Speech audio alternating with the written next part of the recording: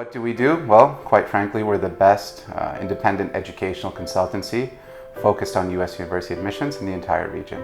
I don't think anybody comes close to our results, and also our business model was one that was revolutionary when I introduced it to Dubai because the other operators in the space had worked on an agency model. They relied on revenues generated through referrals to universities, and they don't often, and they still don't, disclose that relationship. Whereas we are independent, work only in the interest of the students, and we charge the families a fee for our services. Now, while I was here, I was working in reconstruction projects. I was making a lot of money, but I felt really unfulfilled.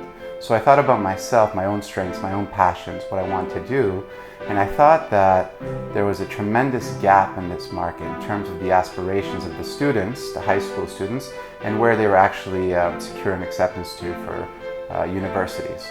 So I spent a year studying, preparing. I read about 60 books on admissions. I took 8 postgraduate college counseling courses through UCLA online. I attended 2 summer training institutes. And after a year of preparation, of saving money too, then I launched my business.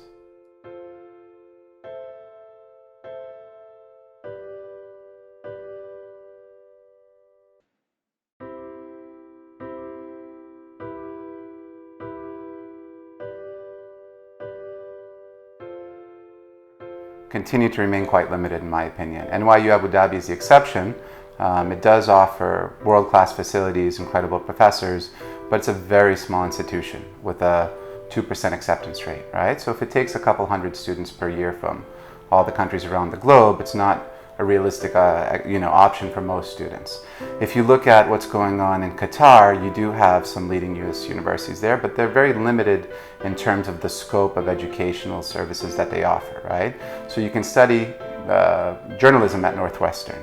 You can study international relations at Georgetown, but they don't offer the full scope of courses and majors that they do at the home institutions. Furthermore, I think studying in the US is an education in of itself, right? So being independent, relying on yourself to get things done, getting outside your comfort zone, studying with a truly international demographic has value in the experience itself. I believe in the classic interpretation of what a higher education should be, which is a liberal arts education, founded in communication, critical thinking skills, personal growth and development. I'm not a fan of the vocational model, right? A lot of the tech companies are recruiting quite heavily from small liberal arts schools because those are the creative minds, right?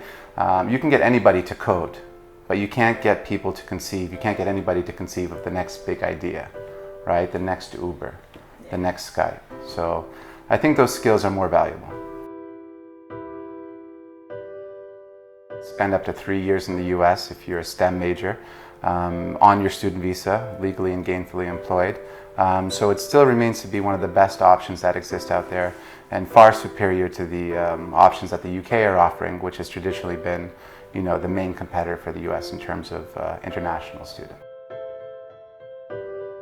Yes, we've had some students express concern about what a Trump presidency would mean for them.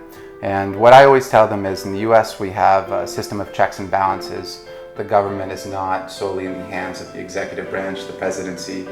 So even if a president wants to implement certain radical reforms, it's not completely up to him. We've already seen Trump backpedal on certain key issues such as Obamacare, such as the wall. So we've seen him soften his rhetoric. And I think he's becoming more practical now that he is actually the president-elect and not a candidate. One thing you have to keep in mind is that there are over 1 million international students in the US, and they contribute $30 billion to the economy. Quite a few public universities rely on international students to keep their doors open. So anything that will negatively impact international enrollment will have serious economic consequences that will ripple through the entire country.